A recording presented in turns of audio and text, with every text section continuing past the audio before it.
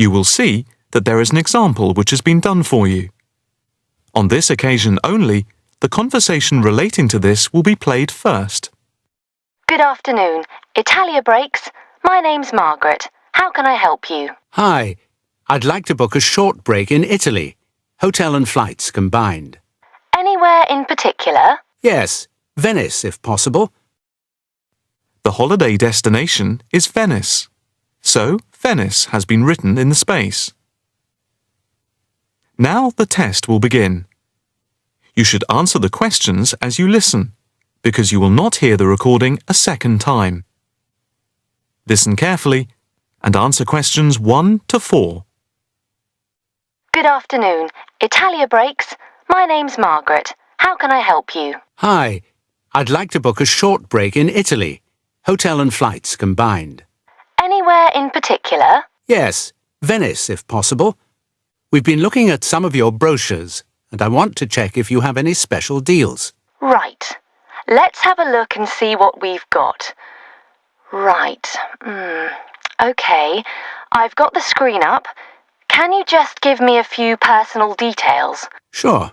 First, can I just take your name, please, and a contact telephone number? Certainly. It's John Framlington. That's Framlington. And I'll give you my mobile number. I can't always remember it. Yes, here it is. It's 07987 441192. 441192. That's it. And how many people is it for? Just 2 adults. OK. Any particular price range? It's our first wedding anniversary, and we... Congratulations! Thank you. So we wanted somewhere nice, but not too expensive. We would like to make it something to remember. Maybe in the medium price range. OK. How many nights do you plan to stay? 5 nights only. That gives us plenty of time to do sightseeing and to relax. Right. That's 5 nights only. And what type of hotel? We initially thought of going for a 5-star, but that might be too expensive. So we've been looking at 4-star hotels. We've got quite a few in our brochure, but the one I would recommend is the Hotel Scotland. It's 4-star, and I know there are rooms available because I have just made a booking for another client there. I didn't notice that one. I don't know how I didn't see it. It's easy to miss them. I've also stayed there myself, as we sometimes have to go and check out the hotels, and of all the ones I visited, this was my favourite. Oh, right. Before you hear the rest of the conversation, you have some time to look at questions 5 to 10.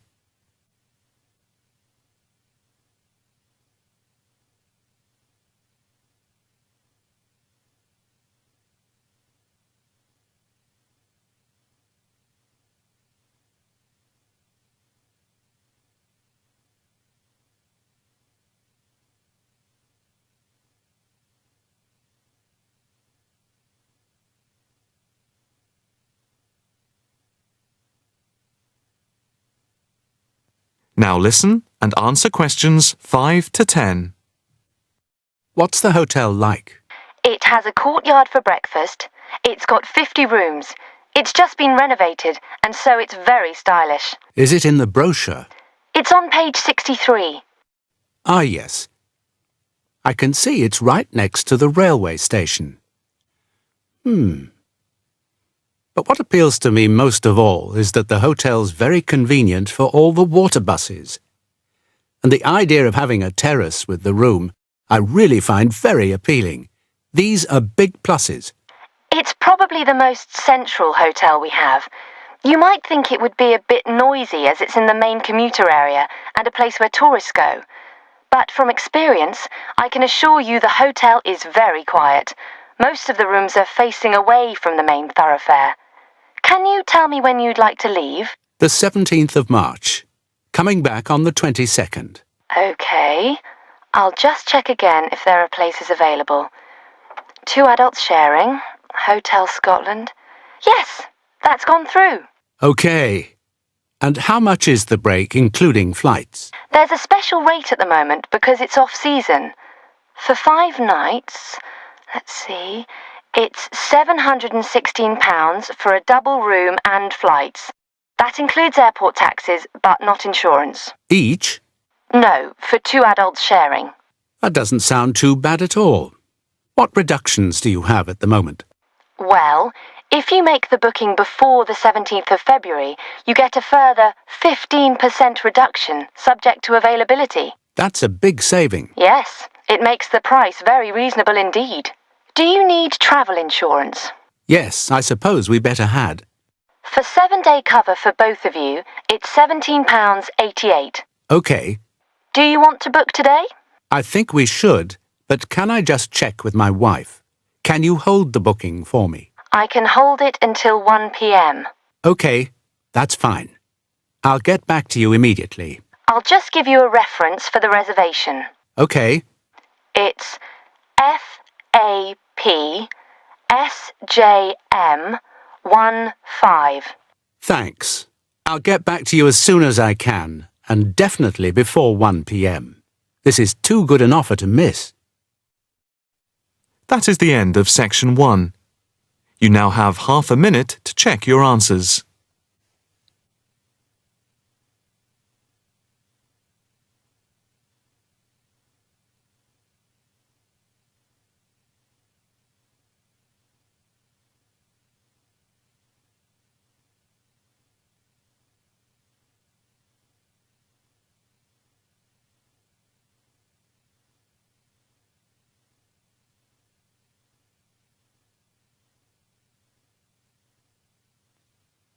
Now turn to section 2. Section 2. You will hear a talk by a counsellor on plans for the development of an old industrial site. First, you have some time to look at questions 11 to 13.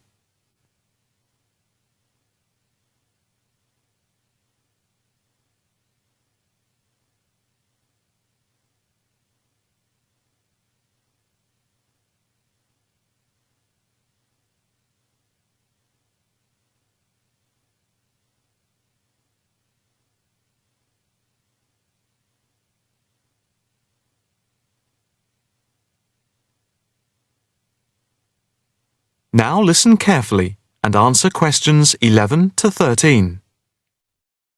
Good afternoon, ladies and gentlemen. My name is Councillor Norma Boyd, and welcome to this exhibition about the development of the old paper mill factory and gasworks site, which has been lying unused for more than a decade. There has been pressure on the council to use the land to build a training centre and a small business park. However, we have been encouraged by local people to create an open area for the benefit of the community, providing much-needed space for recreation. And I now have pleasure in announcing that the plans for the creation of a park, to be called Park Royal, and for flats, have now been approved. I'm also pleased to announce that we have secured sponsorship from local organisations. More detailed plans of the developments are available from the council website, details of which are in your pack. In the meantime, I'd just like to take you through the plan here on the screen. Before you hear the rest of the talk, you have some time to look at questions 14 to 20.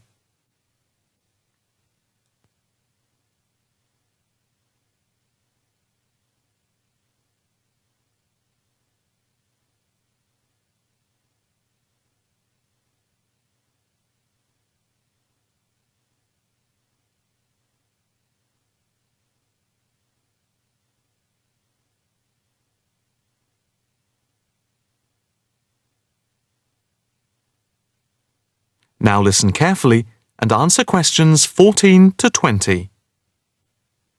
If we start here at the bottom, you can see Parkside Street, where the main entrance to the park is.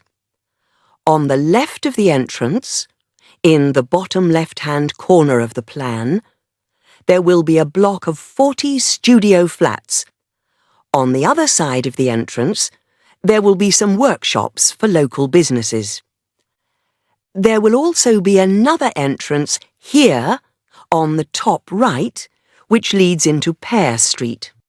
Here, in the centre of the park, we will have an ornamental lake with paths radiating north, south, east and west to the different areas of the park.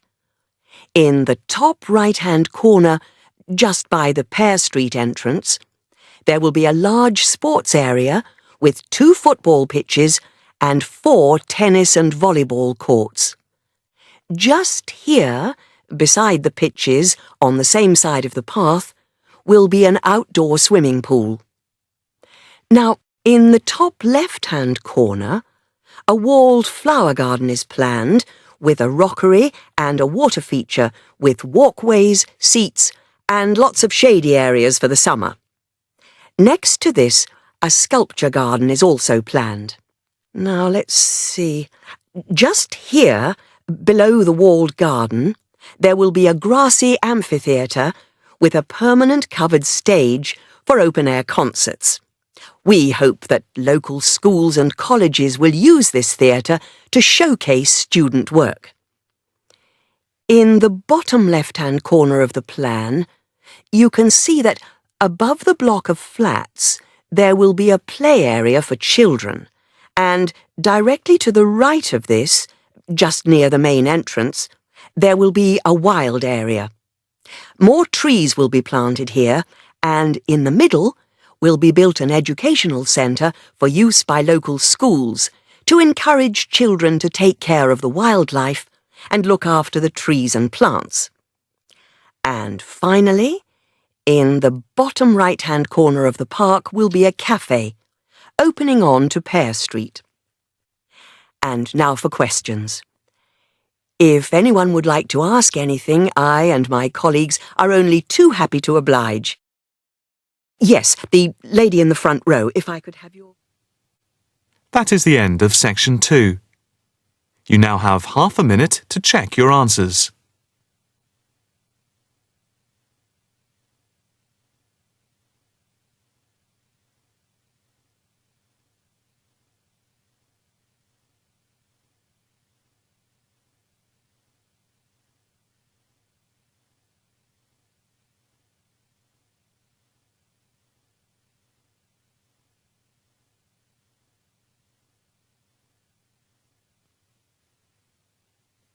Now turn to section 3.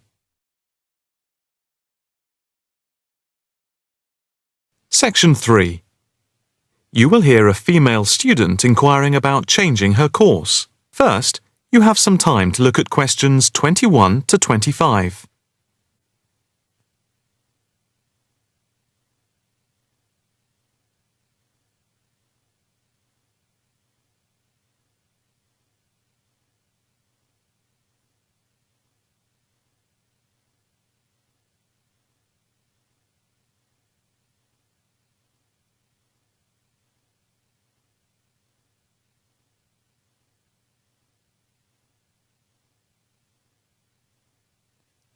Now listen carefully and answer questions 21 to 25.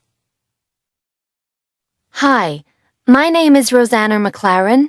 I'm a bit early, but I have an appointment to see the assistant registrar, Andy Matthews, at 10 a.m. Hi, I'm Andy Matthews. Nice to meet you. Nice to meet you. My tutor advised me to come to see you about changing my course. Yes, I've had an email from your tutor, David Vine. Let me just call it up. Here we are. It says, Tutee Rosanna McLaren is on the Wednesday part-time course and wants to change to the distance learning program. Have you any problems with the course itself? Oh no, I love it. I think the course is really worthwhile. The theoretical sessions once a week on Wednesday from 10 a.m. to 3 p.m. are really good. You have 2 two-hour sessions then? Yes, that's it.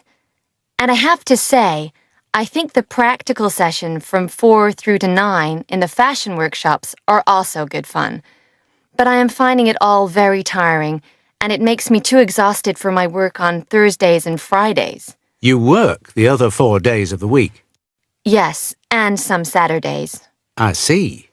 So, what do you want to do?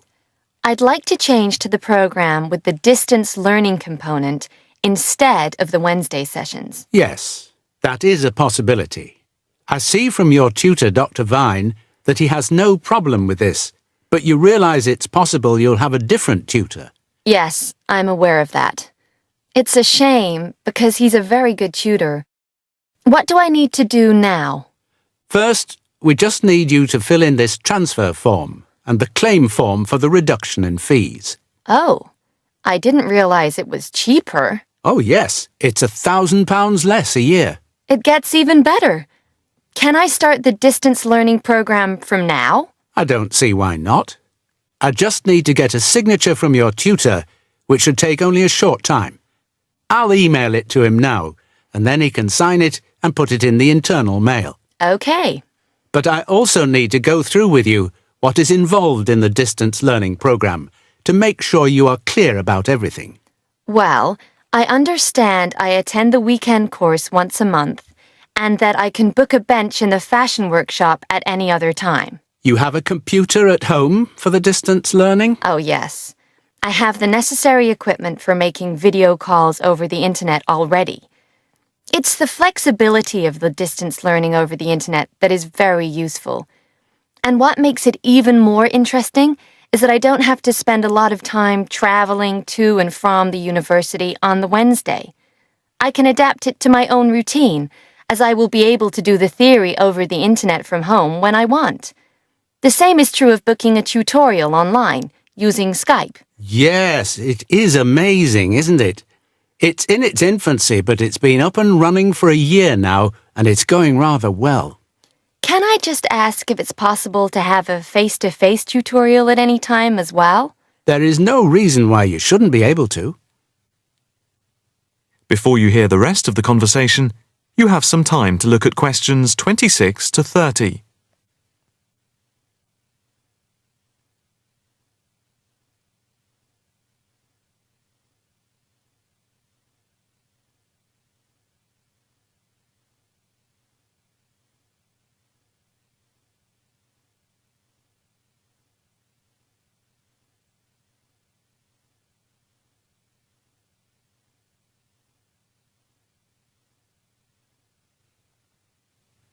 Now listen carefully and answer questions 26 to 30.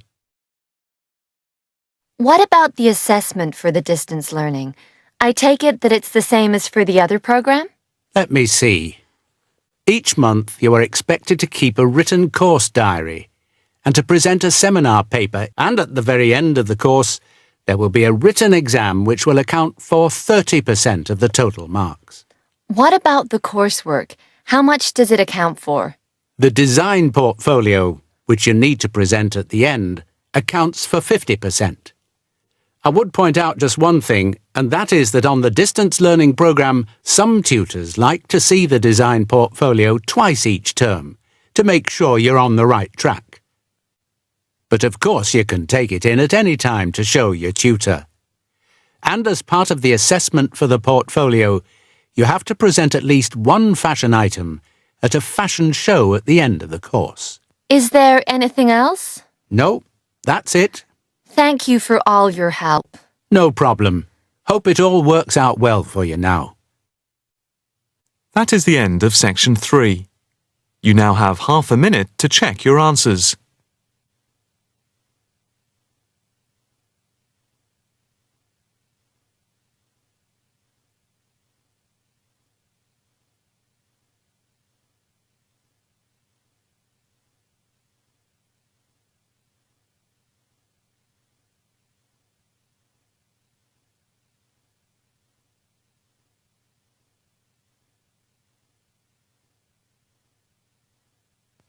Now turn to section 4.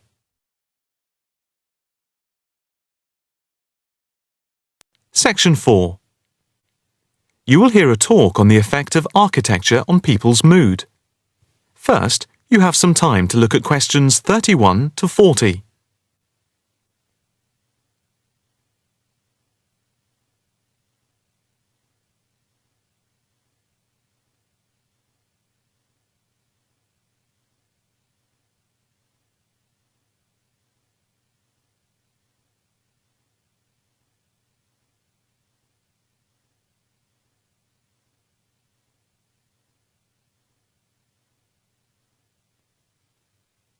Now listen carefully and answer questions 31 to 40. My group has been doing a project on the importance of architecture in people's lives and whether it has any impact on the lives of people in general. The main part I have played is in the collection of data to find out what effect, if any, various buildings have on people's mood, i.e. whether ugly buildings make people unhappy and whether beautiful buildings do the opposite. We had originally thought of starting measuring people's reactions by using a questionnaire with about 40 questions, which we were going to hand out to people, including students at the university. But we were worried that doing the questionnaire would be too time-consuming for people to fill in, so we gave up the idea. I then asked several of the postgraduate students for advice. One of them came up with the simple idea of showing people images of various buildings from different eras and styles, instead of giving out the questionnaire, and asking them to indicate how they felt on a scale of 1 to 5 about the images, where 1 was unhappy and 5 was very happy. People would also be given the option of not saying what they felt. Using the scale meant that it would be much simpler to record people's reactions. I decided to follow this advice, and so the first stage was to collect a large number of images. I used Google to print off color images of views of houses and apartment blocks where people live, and different types of buildings where they work. I started with about 30 or 40, and then reduced them to 10 images. Media resources in the Amory building at the Judd Street branch of the university helped me produce the final images. I had them blown up to A4 size, and we used color rather than black and white to make the detail on the images clearer. We made 5 sets of images, and for protection when handling, we pasted the images onto hard card. Then, using a machine to wrap them with plastic, we laminated the cards. 5 of us targeted different age groups. We went to a local school where we obtained permission to ask a group of teenagers between 11 and 18. We also asked a sample of the general public, including tourists from all over the world, as they exited the Tate Modern in London, what they thought. We aimed to ask people from different age groups, namely 20 to 40 and 50 and over. What our group learnt most from the project was first of all the value of teamwork. And secondly, we found that we had to appoint a leader to stop us pulling in different directions and falling apart. So this turned out to be an invaluable lesson for all of us. As to the findings, for us they proved intriguing. In the end, the sample consisted of 311 respondents. I thought initially that people wouldn't be interested in taking part. With the youngest age group, their reaction was very mixed. It was clear that the youngest group had no pattern of preference at all, as they frequently gave no reaction to the pictures. For the 20 to 40 age group, we found that they tended to score more in the middle range, around 3. We found that out of the 3 groups, the most likely to be favourably affected by the images, that is, they were more likely to score the images as 5, were those aged 50 and above. And nobody in this age group failed to say what their reaction was, which was unique for the 3 groups. In total, I have to say that about 71 people indicated that they had no reaction at all to an image. Our general conclusion is that we need to find out more about why people react as they do, by perhaps giving them a chance to give reasons for their decisions. I would like to finish there, and give my teammates a chance to add anything I've missed, or take any questions or suggestions. That is the end of section 4. You now have half a minute to check your answers.